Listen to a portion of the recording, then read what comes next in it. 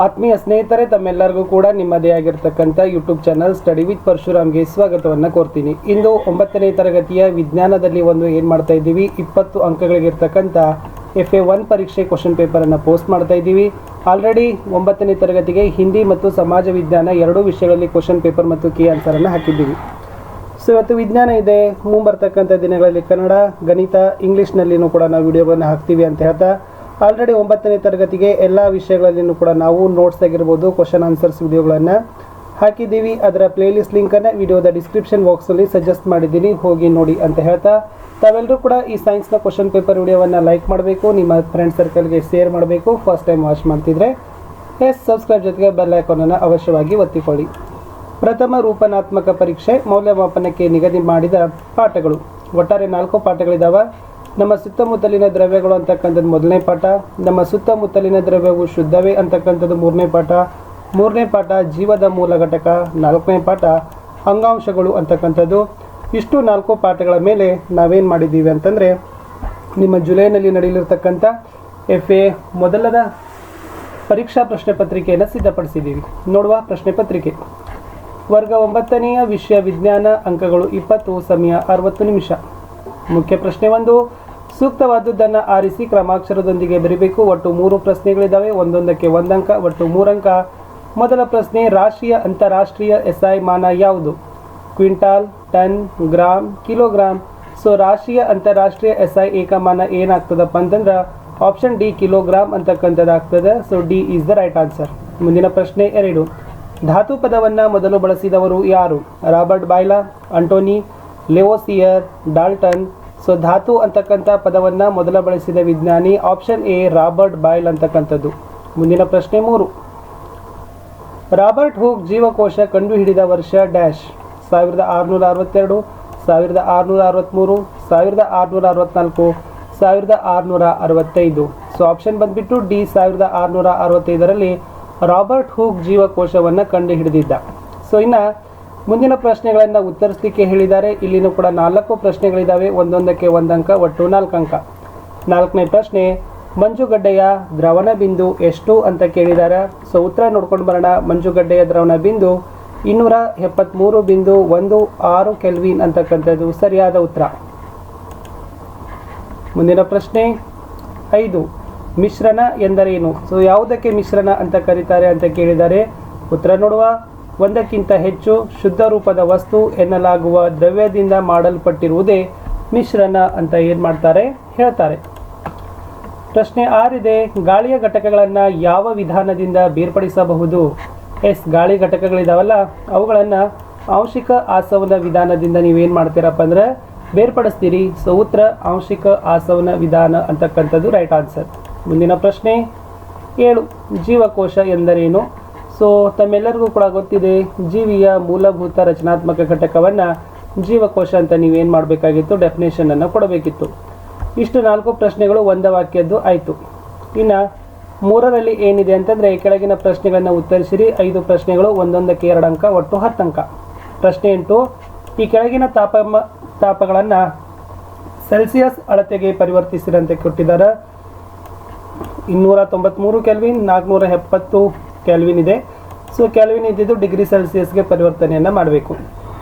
So 293 kelvin ಇದೆ, degree ಸೆಲ್ಸಿಯಸ್ಗೆ ಪರಿವರ್ತಿಸಬೇಕಾದ್ರೆ kelvin -273 ಸೂತ್ರ ಹಾಕಿ, K ಅಂದರೆ 293ಕ್ಕೆ ಬರೀರಿ, 273ಕ್ಕೆ 273 ಇಡ್ರಿ.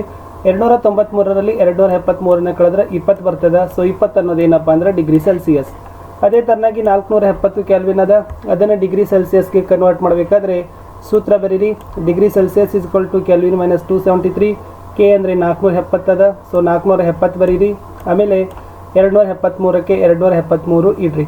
ಸೊ ಟೋಟಲಿ ಎಷ್ಟಾಗ್ತದಪ್ಪ ಅಂತಂದ್ರೆ 473ರಲ್ಲಿ 273 ಕಳೆದ್ರೆ 197 ಬರ್ತದೆ. 197 ಡಿಗ್ರಿ ಸೆಲ್ಸಿಯಸ್ ಅಂತಕ್ಕಂಥದ್ದು ರೈಟ್ ಆನ್ಸರ್. ಮುಂದಿನ ಪ್ರಶ್ನೆ 9, ಭೌತ ಬದಲಾವಣೆ ಮತ್ತು ರಾಸಾಯನಿಕ ಬದಲಾವಣೆಗೆ 2 ಉದಾಹರಣೆಗಳನ್ನು ಕೊಡಿ. ಸೊ ನೀವೇನು ಮಾಡಬೇಕಪ್ಪ ಅಂತಂದರೆ ಭೌತ ಬದಲಾವಣೆ ಮತ್ತು ರಾಸಾಯನಿಕ ಬದಲಾವಣೆಗೆ 2 ಉದಾಹರಣೆಗಳನ್ನು ಕೊಡಿ ಅಂತ ಹೇಳಿದ್ದಾರೆ. ಸೊ ಉತ್ತರ ನೋಡೋಣ. ಭೌತ ಬದಲಾವಣೆಗಳಲ್ಲಿ ಮರ ಕಡಿಯೋದು, ನೀರು ಕುದಿಸಿ ಆವಿಯಾಗೋದು. ಮುಂದೆ ರಾಸಾಯನಿಕ ಬದಲಾವಣೆ ಬರಿಬೋದು, ಕಾಗದ ಮತ್ತು ಮರ ಉರಿಯುವುದು, ತುಕ್ಕು ಹಿಡಿಯುತ್ತಿರುವ ಅಲಮಾರು ಅಂತಕ್ಕದ್ದನ್ನು ಬರೆದ್ರೆ ಅವೆರಡು ಏನಾಗ್ತದಪ್ಪ ಅಂತಂದ್ರೆ ರಾಸಾಯನಿಕ ಬದಲಾವಣೆಗಳಿಗೆ ಉದಾಹರಣೆಗಳು ಆಗ್ತವೆ. ಪ್ರಶ್ನೆ 10 ಪತ್ರರಂಧ್ರಗಳ ಕಾರ್ಯವೇನು ಅಂತ ಕೇಳಿದ್ದಾರೆ. ವೆರಿ ಮೋಸ್ಟ್ ಇಂಪಾರ್ಟೆಂಟ್ ಕ್ವಶನ್ ಅದ. ಅಲ್ಲಿ ಎರಡು ನಡೀತದ, ಅನಿಲ ವಿನಿಮಯ ಕ್ರಿಯೆ ಮತ್ತು ಬಾಷ್ಪ ವಿಸರ್ಜನೆ ಕ್ರಿಯೆ ಅಂತ. ಇವೆರಡೂ ಕೂಡ ಏನಪ್ಪ ಅಂತಂದರೆ ಅನಿಲ ವಿನಿಮಯ ಕ್ರಿಯೆ ಮತ್ತು ಬಾಷ್ಪ ವಿಸರ್ಜನೆ ಕ್ರಿಯೆ ಇವೆರಡೂ ಕೂಡ ನಡೀತಕ್ಕಂಥದ್ದು ಪತ್ರರಂಧ್ರಗಳಲ್ಲಿ ಅಂತಕ್ಕಂಥದ್ದು ಮೋಸ್ಟ್ ಇಂಪಾರ್ಟೆಂಟ್.